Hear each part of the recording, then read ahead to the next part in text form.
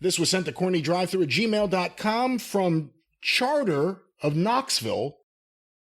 I have come to understand that Dennis Condrey was one of the greatest workers ever.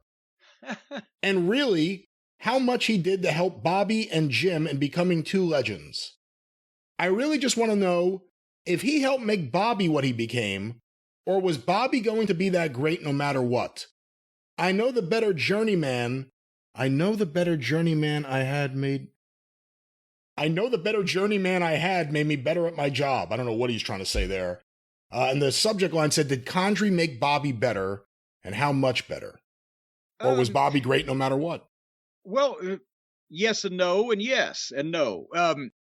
Here's the thing. Bobby athletically, he was a natural worker. He could do all that stuff. And Brian, you've seen not only the Mid-South, really the Mid-South tapes, because in Memphis, he was doing a lot of this stuff, but the money was, not great.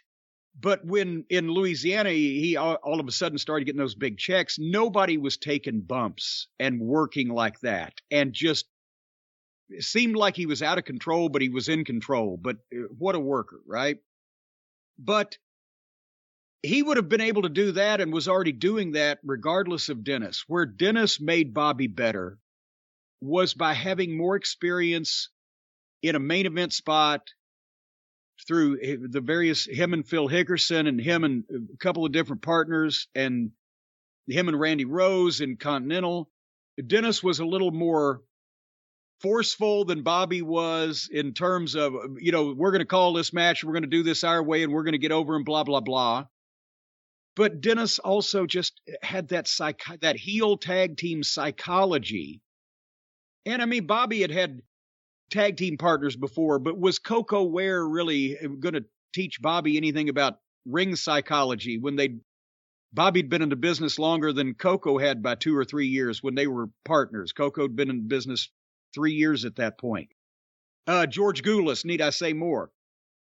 So Dennis, for me and Bobby, taught both of us more about the psychology of the match and getting the match over and doing the right thing at the right time rather than just because Bobby would do everything to try to get a match over, but sometimes it wasn't the right time to do that thing.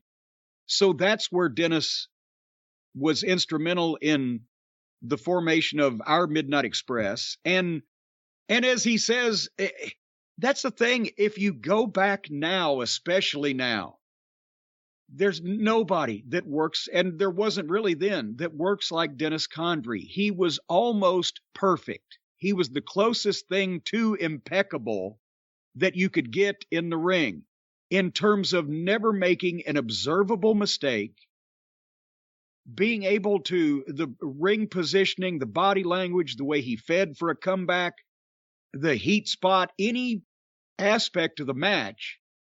Not only was Dennis in the right place and did it at the right time, but if somebody else was in the wrong place, he could fucking adjust on the fly and you wouldn't realize what he was doing. And it would still look natural. He could cover up other people's mistakes. And he didn't do anything supernatural. There was nothing flashy. He didn't come off the top rope. But everything, the power slam, the double arm suplex, the pile driver, the leaping pile driver he did, the goddamn clotheslines, just the punches, the blows, the tackles, everything was sharp, was crisp, was safe. Nobody ever got hurt. There's nobody really like that in the business today that's just almost impeccable at positioning and timing, and everything that they do looks as close to legitimate as possible.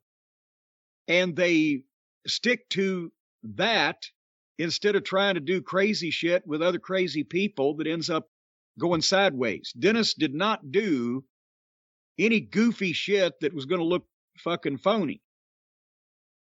So, I mean, that's what Dennis brought to everything. And when you go back and watch the footage of him now, not only in Memphis, but especially Mid-South, world class, the year and a half or so of Crockett, whatever. That's why Arn Anderson always praised the team of Bobby and Dennis. That's why so many other guys always said Dennis was a night off because he was a dream to work with. There was never going to be any mistake or any problem or any fucking injury. Would Dennis have been a good teacher, or was it skills that you can't really teach, you just have to instinctively get it, or would he have not had the patience to be a teacher? Well, no, he would, and he was. He trained guys when he moved to Colorado and got out of the business. He trained guys out there and ran his own spot shows that nobody ever even knew about. Him and Murdoch, because Murdoch was living in Colorado. And he did do some guest training at, I don't know if it was FCW. It was before NXT. I guess it was probably FCW at that point, and worked with some of those guys. That's FTR. He's worked with them. And when Jeff Jarrett was trying in, 2008 or 9 to get TNA to set up a developmental program or some type of training program, Dennis was the one that he was talking to be the head trainer, because Dennis living in Huntsville, it's not that far from Nashville.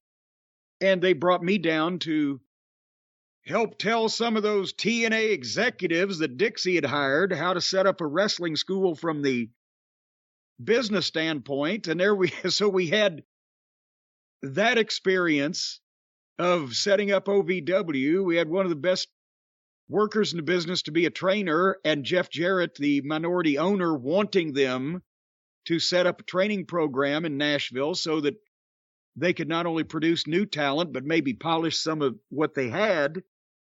And we couldn't get a goddamn decision out of any of those people until finally then Jeff was exiled and it all went to shit.